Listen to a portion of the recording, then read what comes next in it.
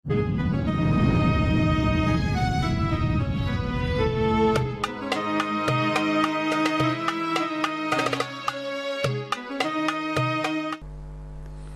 beberapa perkara perbuatan maksiat itu bisa berubah menjadi tidak maksiat dengan niat. Tapi ini hanya pengecualian. Secara umum niat tidak bisa merubah maksiat menjadi taat. Itu secara umum. Tapi dalam beberapa keadaan tertentu niat itu bisa merubah yang maksiat menjadi taat. Tapi dalam keadaan tertentu. Seperti apa keadaan tertentu itu? Nah, ini kada boleh kita mengarang seorang.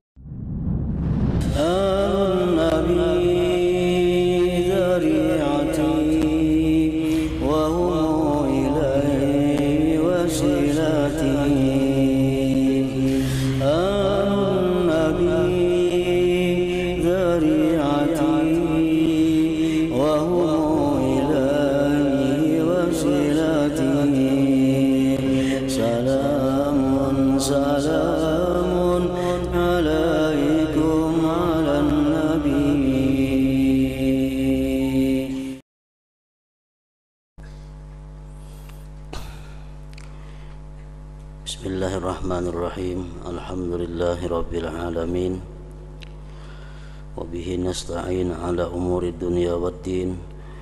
Asyhadu an la ilaha illallah wahdahu la syarika lah wa asyhadu anna sayyidana Muhammadan abduhu wa rasuluh. Allahumma salli wa sallim wa barik ala sayyidina wa habibina Muhammad wa ala alihi wa ashabihi ajma'in. Amma ba'du. Qala al-musannif rahimahullah wa nafa'ana bi'ulumih bayanu tabdilil a'malil muta'alliqati bin niyyah.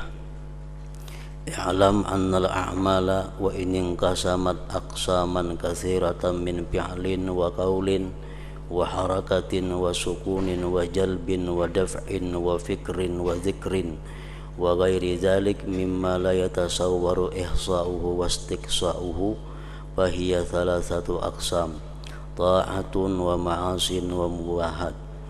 Al-qismul awwal al-ma'asi wa hiya la tataghayyaru an mawdi'iha bin niyyah fala yanbaghi ay yafhamal jahilu dhalik min umumi qawlihi alaihi salam innamal a'malu bin niyyat fayazunnu anna al-ma'siyata tanqalibu ta'atan bin niyyat kalladhi yaghtabu insanan mura'atan liqalbi ghairi aw yut'imu faqiran min mali ghairi aw yabni madrasatan aw masjidan aw ribatan bimalin haram wa qasduhul khair fahadha kulluhu jahlun wan niyyatu la tu'athiru bi ikhrajihi an kaunihi zulman wa udwanan wa ma'siyah bal qasduhul khaira bisyar' ala khilafi muqtada syar'i syarrun akhar fa in arafahu fa huwa mu'anidun lisyar'i wa in jahilahu fa huwa asin bi jahlihi iz talabul ilmi faridatun ala kulli muslim ila akhirih. Makna daripada kalam al-Imamul Ghazali rahimahullah wa nafa'ana bi ulumih, penjelasan tentang rincian amal-amal yang berkaitan dengan niat. Ketahuilah bahwa amal-amal atau perbuatan-perbuatan terbagi menjadi bagian yang banyak, dari perbuatan, perkataan, gerakan, diam, penarikan, tulakan, artinya menarik, menulak, pikiran, zikir, dan lainnya, makan, minum, memberi, menerima, dari apa? Daripada apa yang tidak tergambar perhitungannya. Jadi amal perbuatan itu banyak. maka itu ada 3 bagian. Jadi dari sekian banyaknya amal perbuatan yang kada terhitung banyaknya, dari sekian banyak amal perbuatan itu terbagi kepada 3, yaitu maksiat, taat, dan mubah. Apa yang kita lakukan setiap hari, apa yang kita perbuat setiap hari, kada terlepas di antara 3 itu. Kadangkala berbuat maksiat, kadangkala berbuat taat, kadangkala berbuat yang dibolehkan. Maksiat di dalamnya terkandung 2, haram dan makruh. Taat di dalamnya terkandung 2, wajib dan sunat, dan mubah. Jadi rinciannya adalah 5. Nah, dari sekian banyak amal perbuatan kita, kalau dirinciakan, kembalinya kepada 3 hukum tadi: maksiat, taat, dan mubah. Bagian pertama, perbuatan maksiat. Dan maksiat itu tidak dapat berubah dari tempatnya sebagai maksiat, tidak dapat berubah dengan niat yang baik. Perbuatan maksiat, perbuatan yang diharamkan Allah, itu tidak bisa berubah walaupun disertai dengan niat yang baik. Tetap keadaannya itu adalah dosa, tetap keadaannya itu adalah maksiat.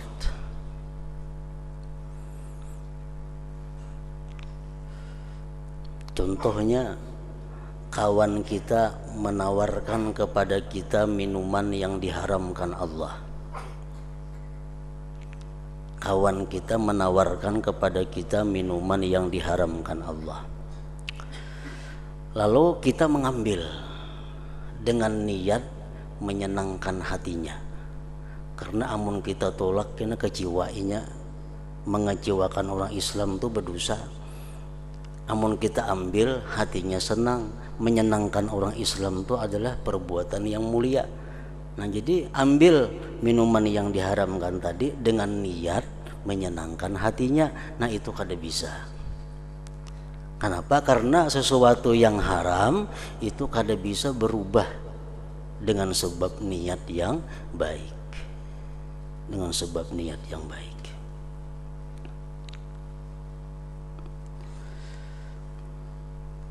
Dan maksiat itu tidak dapat berubah dari tempatnya sebagai suatu maksiat dengan niat yang baik.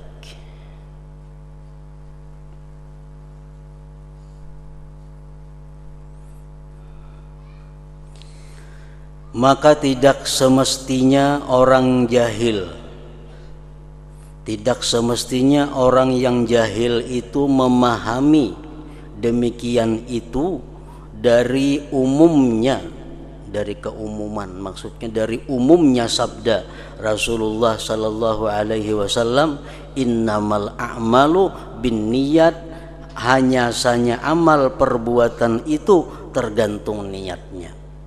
Ujarnya kan, ujar Nabi, amal perbuatan tergantung niat. Bila niat baik berarti baik, niat kada berarti kada. Nah, itu salah memaham. Salah memaham hadis Nabi itu.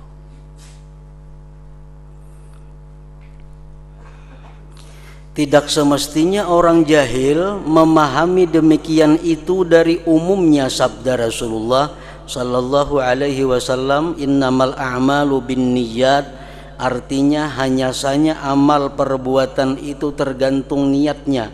Lalu ia menyangka bahwa perbuatan maksiat dapat berubah menjadi perbuatan taat dengan niat yang baik. Nah, itu sangkaan yang salah, sangkaan dari orang-orang yang jahil. Kada kawa macam itu.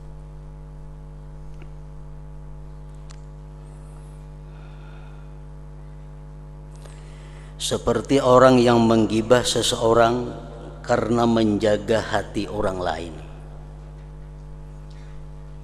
Misal kita bakawan berdua, kawan kita ini menyambati orang, menggibahi orang, lalu kita nih berpikir amun ku tagur tersinggung kena inya, nah jadi kada usah ditagur, karena kalau aku menagur kena mengecewakan inya, untuk menyenangkan hatinya biar jangan usah ditagur inya menggibahi orang itu. Nah ini perbuatan yang salah. Al-mustami ahadul muktabin, orang yang mendengari gibah itu hukumnya adalah salah satu di antara orang yang menggibah. Orang menggibah seseorang kita mendengari sama aja hukumnya, karena amun kadada kita inya kada menggibah orang, maulah sorangan gerunung-gerunung bepandir nyembeti orang, karena kita ini mendengarakan lalu inya menggibah. Nah kita mendengarakan itu sama aja lawan menggibah. Jadi kalau kita kada menagur dengan niat untuk menyenangkan hatinya, itu salah. Itu kada merubah maksiat menjadi kebaikan, tetap maksiat. Karena niat sebaik apapun niat kada akan bisa merubah perbuatan maksiat menjadi perbuatan taat.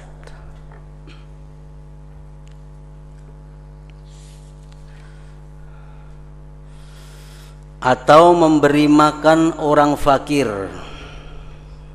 dari harta orang lain. Inya menipu, inya mencuri, inya merampok, tapi niatnya untuk memberi makani fakir miskin.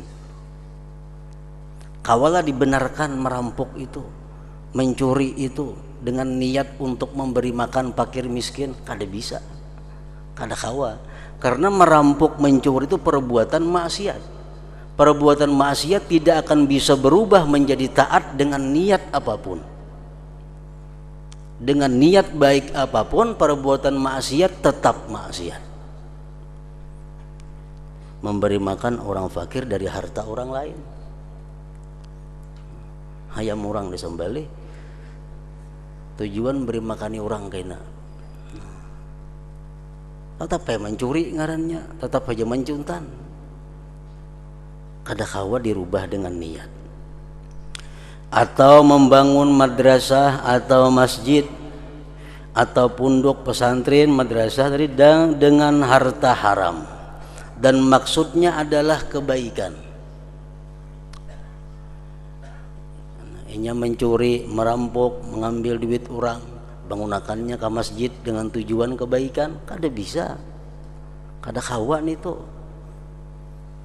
Perbuatan maksiat kada kawa berubah dari tempatnya sebagai maksiat dengan niat yang baik.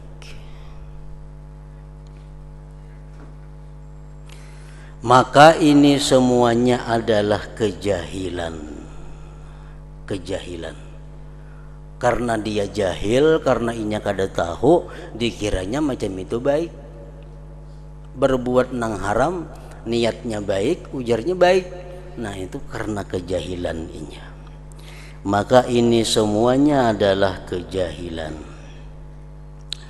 Dan niat itu tidak berpengaruh, tidak berguna. Niat itu tidak berguna pada mengeluarkan perbuatan tersebut dari keadaannya kezaliman, permusuhan, dan maksiat. Tetap inya maksiat. Bahkan maksudnya akan kebaikan terhadap kejahatan dengan menyalahi tuntutan agama adalah kejahatan yang lain, menambahi dosa. Inya mencuri dengan niat memberi makani orang, satu dosa mencuri. Nang kedua memberi makani orang lawan makanan nang kada halal, nah bertambah dosanya. Jakanya inya mencuri, sagan memakan saurangan aja menanggungnya. Ini mencuri niat memberi makani orang, niat itu kada berguna. Mencuri tetap dosa, memberi makani orang dengan harta yang haram menambahi dosa. Bahkan maksudnya akan kebaikan, niatnya akan kebaikan terhadap kejahatan dengan menyalahi tuntutan agama adalah kejahatan yang lain. Bertambah jahat artinya bertambah dosanya.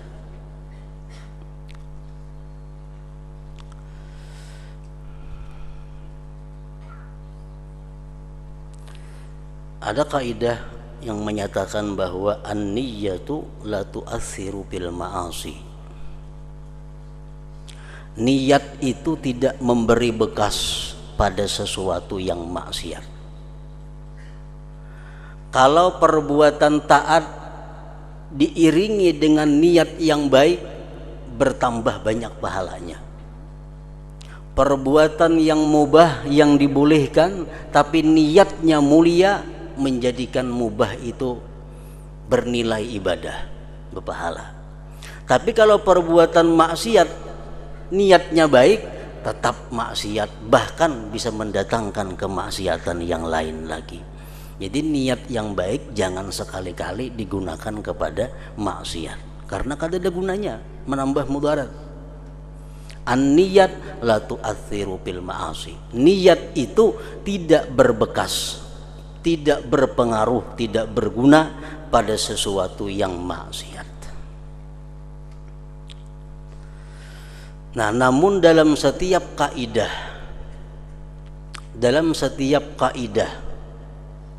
itu pasti ada pengecualian.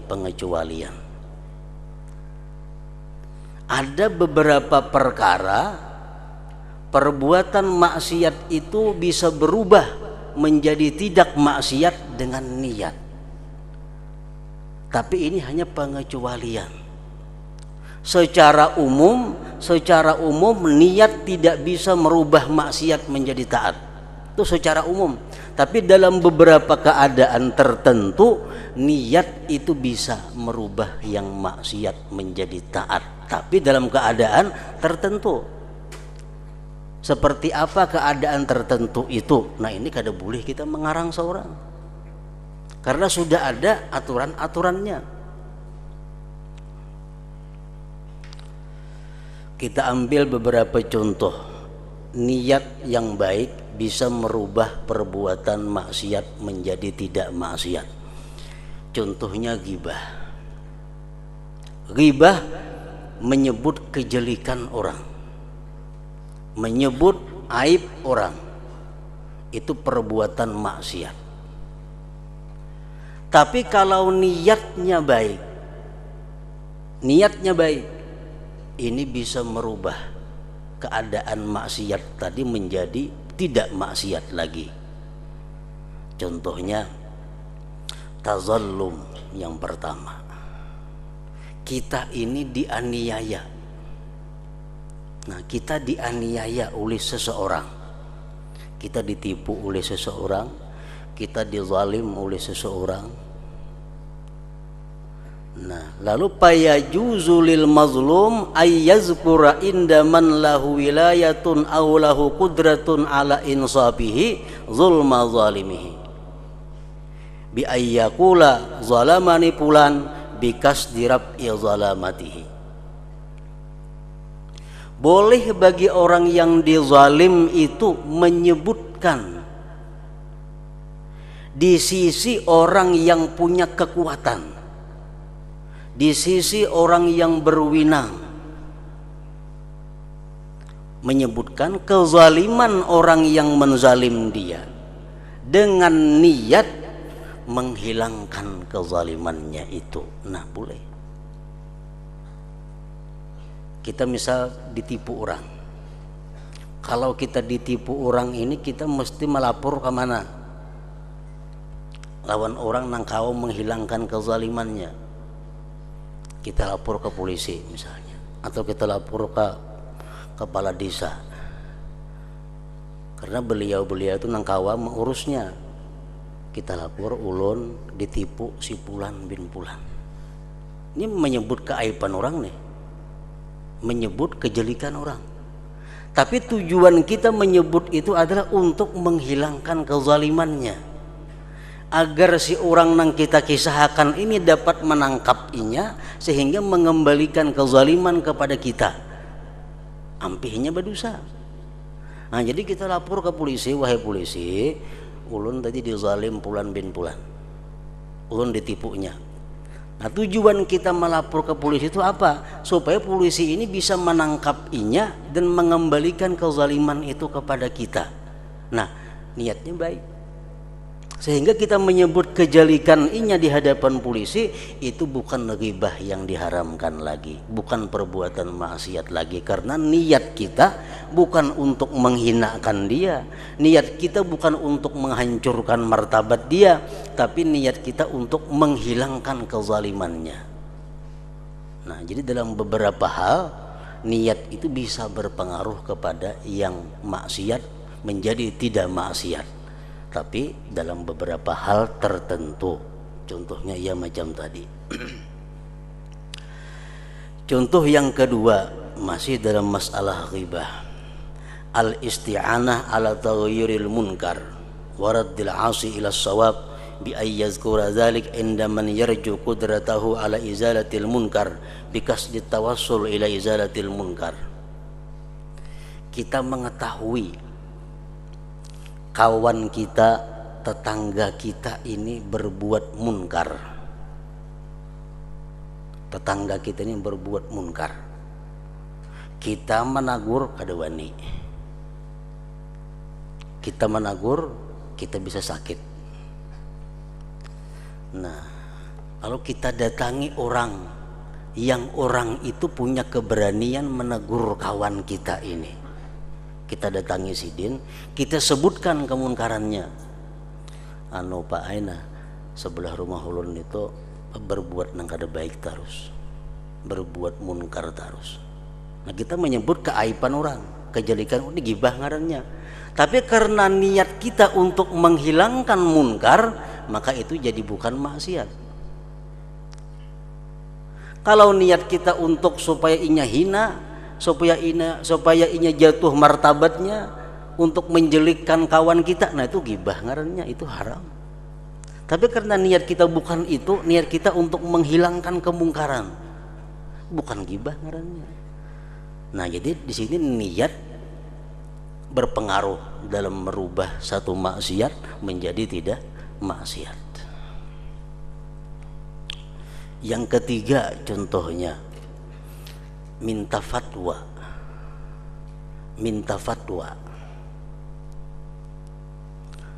Dia menyebutkan kezaliman orang, dia menyebutkan kejelikan orang, tapi untuk minta fatwa kepada seorang mufti atau seorang ulama.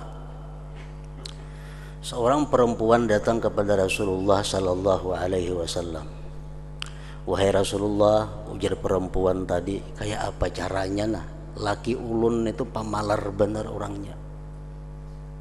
Laki ulun tuh pamalar, meninggali ungkus nafkah tuh kada cukup di rumah, maka sidin banyak aja bisi duit. Kan ini menyebutkan keaiban laki lagi lawan orang nih. Apakah boleh hai Rasulullah ulun mengambil duitnya kada bepadahan? Karena kada cukup mau ungkusi kami seperanakan ini. Nah, itu minta fatwa, menyebutkan keaiban suami. Nah, itu dibolehkan karena tujuannya bukan untuk menjelikkan suami kada, tapi untuk minta kejelasan hukum, apakah inya boleh mengambil harta suami untuk mencukupi nafkahnya atau kada. Niatnya bukan untuk merendahkan suami, untuk menghinakan suami kada.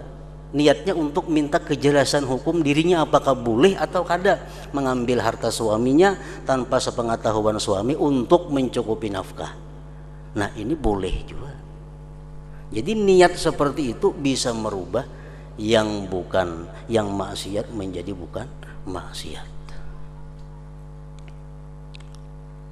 Yang keempat, contohnya kita menyebutkan kejelikan orang lain untuk menyelamatkan orang lain. Kita menyebutkan kejelekan orang lain tujuannya untuk menyelamatkan orang lain.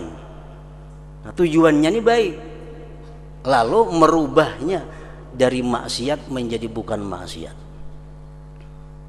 Kalau kita madahkan si anu tuh maling, si anu tuh pemabuk, itu bisa gibah ngarannya.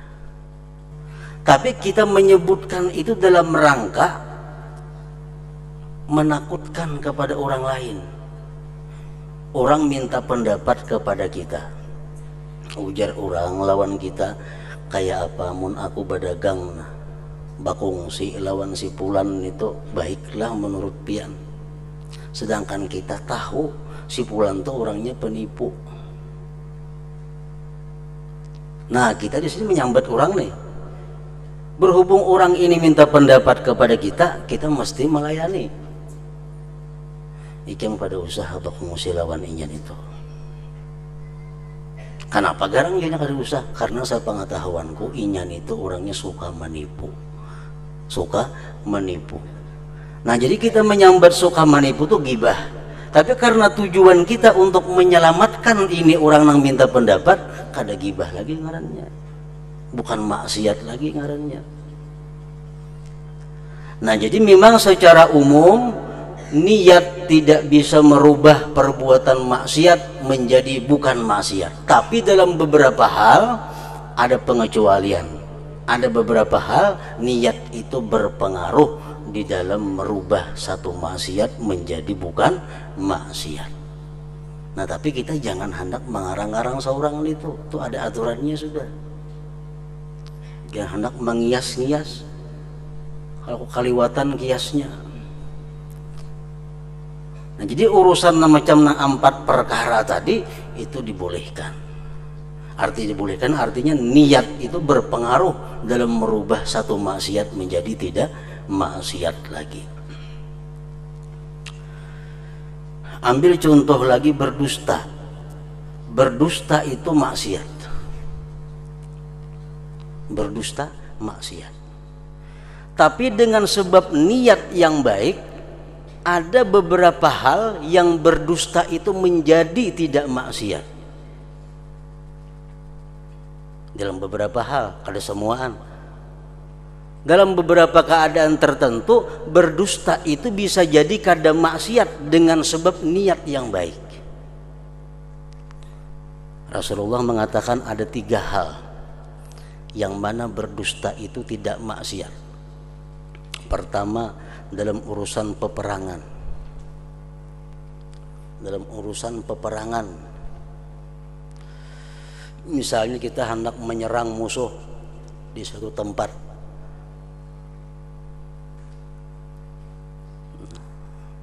musuh kita di Tanjung umpamanya, lalu hendak menyerang ke sana, lalu kita umumkan kepada anak buah, kepada prajurit kita akan menyerang musuh besok hari di Tanjung, Jalan Paringin, kita berangkat. Padahal kita sudah merencanakan jalan Amuntai kaina. Tujuannya apa? Supaya musuh itu kita mendengar beritanya salah perkiraannya. Tujuan untuk mengelabui musuh. Nah, satu. Yang kedua, ujar Nabi, untuk islah zatil bain, untuk mendamaikan 2 orang yang bertengkar. Si A lawan si B bertengkar, kita juru damai. Kita jadi juru damai ini boleh kita menggunakan dusta dengan niat supaya 2 bertengkar ini bisa berdamai. Nah, itu niat berfungsi merubah sesuatu yang maksiat menjadi tidak maksiat. Yang ketiga, ujar Nabi, liyurdi zaujaha, untuk menyenangkan pasangannya. Untuk menyenangkan pasangannya. Di situ berdusta dengan niat untuk menyenangkan pasangannya menjadi dusta yang bukan maksiat.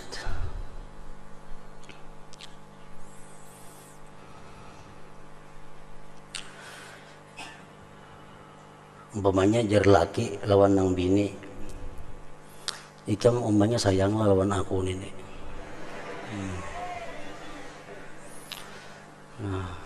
Lalu ujar umahnya, bah pian itu nomor 1 ulun sayangi sudah.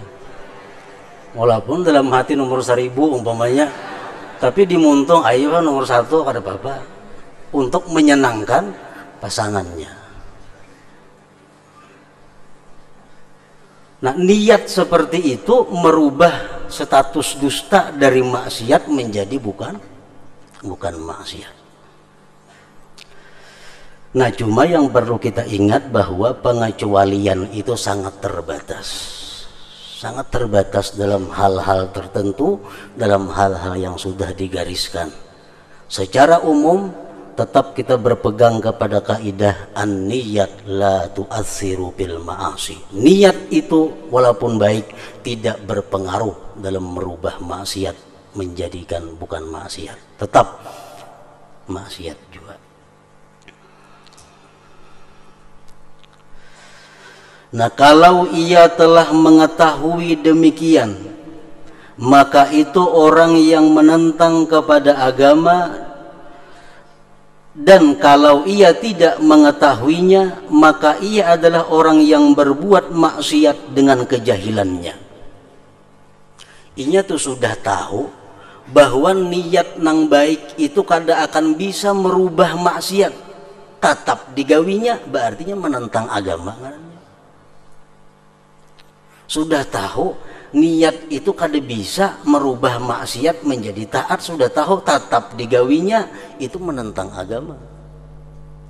Kalau inya kada tahu bang, berarti inya maksiat dengan kejahilannya, maksiat dengan kebodohannya. Dikiranya mencuntan tuh boleh aja sagan memberi makani orang, gawinya inya kada tahu, tetap ini orang maksiat, tapi maksiat dengan kejahilannya, dengan kebodohannya. Karena menuntut ilmu adalah wajib atas setiap orang muslim. Segala kebaikan sesungguhnya diketahui bahwa itu adalah kebaikan dengan agama. Sembahyang dikatakan kebaikan, di mana tahunya? Karena agama mengatakan itu kebaikan. Bersedekah itu kebaikan. Di mana kita tahu bersedekah itu kebaikan? Karena agama mengatakan sedekah itu kebaikan. Lalu bagaimana kejahatan itu menjadi kebaikan? Artinya ada mungkin yang jahat itu menjadi kebaikan hanya dengan niat yang baik. Alangkah jauh demikian itu. Tetapi yang menganjurkan bagi demikian atas hati adalah tersembunyinya nafsu syahwat dan batinnya hawa nafsu. Itu yang seringkali merasuk ke dalam hati kita. Dikuasai hawa nafsu, dikuasai oleh nafsu dan syahwat, sehingga itulah yang membuat kita ini mau melaksanakan sesuatu yang haram dengan niat yang baik itu. Padahal itu ada manfaatnya. Karena apabila hati itu cenderung kepada mencari kedudukan dan menarik hati manusia supaya cinta kepada dia, supaya hormat kepada dia, dan setinggal bagian-bagian nafsu, maka dengannya syaitan menjadikan perantara untuk menipu orang jahil. Karena itulah Sahal rahimahullah berkata, tidaklah Allah Ta'ala didurhakai dengan perbuatan maksiat yang lebih besar daripada jahil kebodohan. Maksiat yang paling besar itu adalah meninggalkan menuntut ilmu.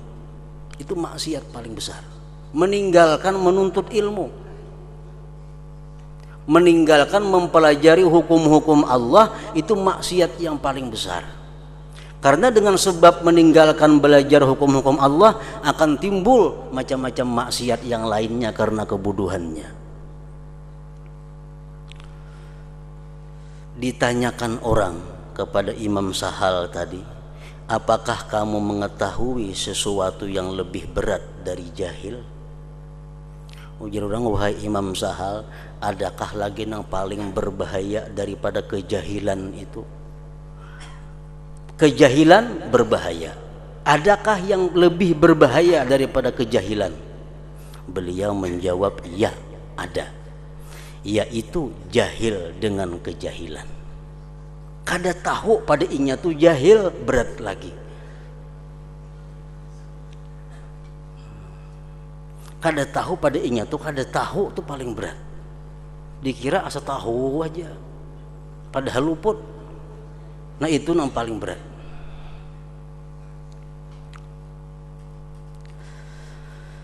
Imam Khalil bin Ahmad berkata, dibuat oleh Imam Ghazali dalam beberapa kitab beliau yang terkenal, Jarsidin, seseorang itu ada 4 macam. Rajulun yadri wa yadri annahu yadri fadzalika alimun fattabi'uh. Ada orang yang punya ilmu dan dia mengetahui, dia sadar bahwa dia punya ilmu. Ini alim orangnya dan inya tahu pada dirinya alim. Nah, kalau kita berhadapan dengan orang seperti itu, bakawan dengan orang seperti itu, fattabi'uh, ikuti dia, umpati. Orangnya alim dan inya tahu pada dirinya alim, tahu pada dirinya punya ilmu, umpati, kada salah. Yang kedua, warajulun yadri wala yadri annahu yadri fadzalika naimun fa'aikizuh. Yang kedua, ada orang yang punya ilmu. Orang ini punya ilmu, tapi inya kada sadar bahwa dia punya ilmu. Orang seperti ini bangunkan, sadarkan inya. Sekolah agama di mana-mana tamat, di pondok ini tamat, di madrasah ini tamat, alim orangnya. Kemudian inya berusaha jadi pengusaha besar. Nah ini orang punya ilmu, cuma inya kada sadar bahwa inya itu punya ilmu karena terlanjur berusaha. Nah, bangunkan inya agar inya kembali kepada ilmu, karena inya kada sadar bahwa dia itu alim. Yang ketiga, warajulun la yadri wa yadri annahu la yadri fadzalika mustarsyidun fa'allimuh. Yang ketiga, orang yang tidak punya ilmu. Inya kada punya ilmu dan dia pun sadar, tahu bahwa dia tidak punya ilmu. Inya tahu inya ini bungo, kada punya ilmu. Nah itu orang perlu diberi pelajaran.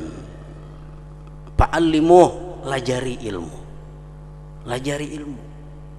Karena inya kada berilmu dan inya sadar pada inya kada punya ilmu. Yang keempat, warajulun la yadri wa la yadri annahu la yadri fadzalika jahil fahdharuh wa mukutuh. Yang keempat ini orang yang tidak punya ilmu dan dia tidak sadar bahwa dia tidak punya ilmu. Inya kada sadar pada inya tuh kada beilmu. Orang kada beilmu dan inya kada sadar bahwa inya kada beilmu. Nah ini orang jauhi, yang dikawani. Fahdharuh, takuti dia. Kenapa? Karena orang bungul pada pintar. Orang nang kada beilmu tapi kada tahu pada inya tuh kada beilmu. Bila bakawan macam itu, fahdharuh, takutlah kamu kepada dia.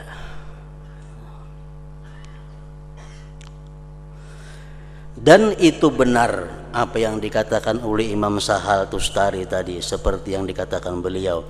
Karena jahil terhadap kejahilan itu menutup secara keseluruhan pintu belajar.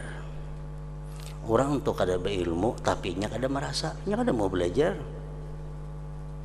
Kada mau belajar, baca buku kada mau, nangadakan ceramah kada mau, hadir ke pengajian kada mau. Kenapa? Inya kada merasa pada inya tuh kada berilmu.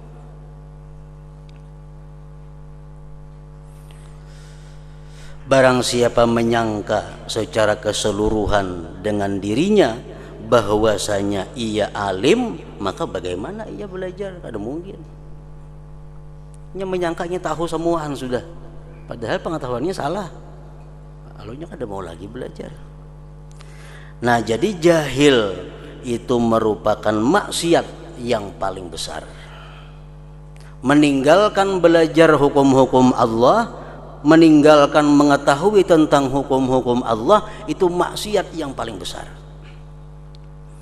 Begitu pula seutama-utama sesuatu yang ditaati Allah dengannya adalah ilmu. Taat yang paling agung, taat yang paling tinggi adalah ilmu.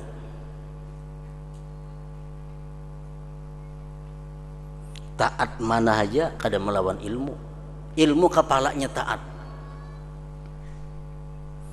Makanya orang yang menuntut ilmu diberi Allah kelebihan-kelebihan daripada orang yang beribadah.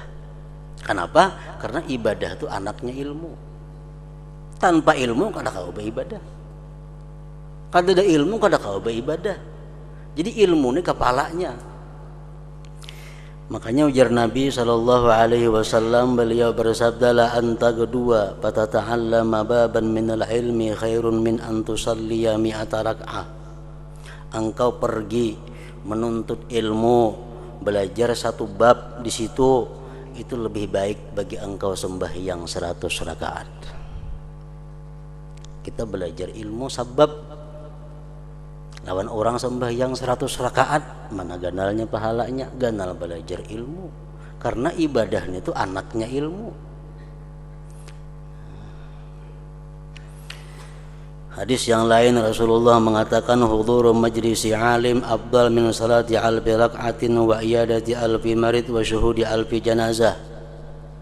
Menghadiri majlis ilmu agama, menghadiri majlis belajar pengetahuan agama, itu lebih afdal daripada sembahyang 1000 rakaat.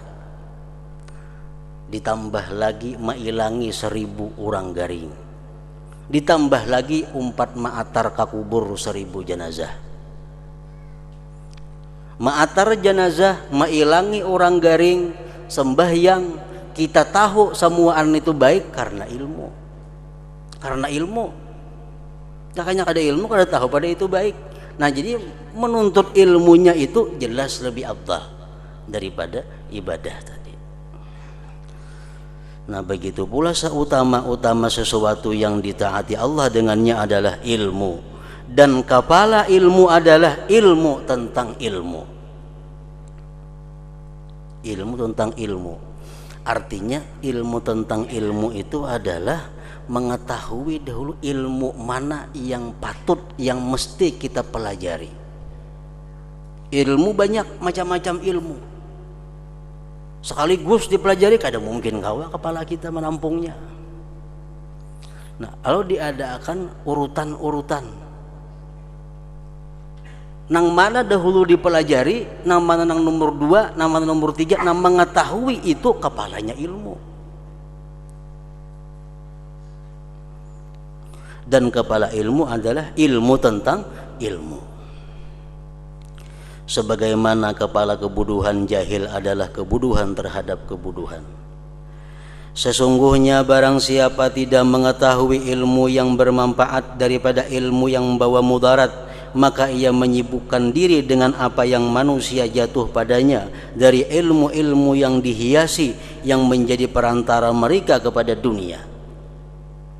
Ada ilmu-ilmu yang menjadikan dia perantara kepada dunia. Ada ilmu-ilmu yang membawa dia kepada keridaan Allah. Nah, ilmu mana dahulu yang dipelajari? Dan demikian itu adalah unsur kebodohan dan sumber kerusakan alam. Kalau kita meninggalkan ilmu yang mesti dahulu dipelajari, kita andak bedudi bedahulu ilmu yang kada penting, nah itu sumber kerusakan alam ini. Yang dimaksud adalah bahwa barang siapa bermaksud kebaikan dengan perbuatan maksiat karena kebodohan, maka ia tidak dimaafkan Allah. Orang tuh berbuat dosa, niatnya baik, kada berbekas, dan itu jadi maksiat, Allah kada akan memaafkan. karena kebuduhan inya, karena kejahilan inya. Kalau bangkainya balasan ulun kada tahu pada itu kada boleh, kada ada maaf seperti itu, tetap dia dihukum. Kenapa mencuntan niat memberi makani orang dikira ulun itu boleh aja, jadi ulun gawi. Nah, kada kawa balasan seperti itu. Kada ada maaf bagi orang yang jahil. Tidak ada maaf bagi orang yang jahil, kecuali apabila ia adalah orang yang baru masuk Islam. Namun inya hanya masuk Islam, memperbuat nang macam itu, dimaafkan Allah. Dan tidak mendapatkan sesudah itu waktu untuk belajar. Inya hanya masuk Islam, mencuntan, hendak memberi makani orang, inya kada tahu, dikiranya boleh aja, itu dimaafkan Allah. Kenapa? Karena inya belum ada waktu untuk mempelajari agama, hanya masuk Islam. Kalau orang nang mulai ninik moyang Islam, kada ada lagi alasannya. Allah Subhanahu wa taala berfirman, "Fas'alu ahla dzikri in kuntum la ta'lamun." Artinya, maka tanyakanlah, takunakan kepada orang-orang yang berilmu jika kamu tidak mengetahui. Amun kada tahu, betakun hukumnya. Betakun hukumnya apa ngalihnya? Nah, kada ada alasan kada tahu hukumnya kalau kita hidup di tengah kota, kalau kita sudah lawas beragama Islam. Nah, dari situ Rasulullah sallallahu alaihi wasallam bersabda,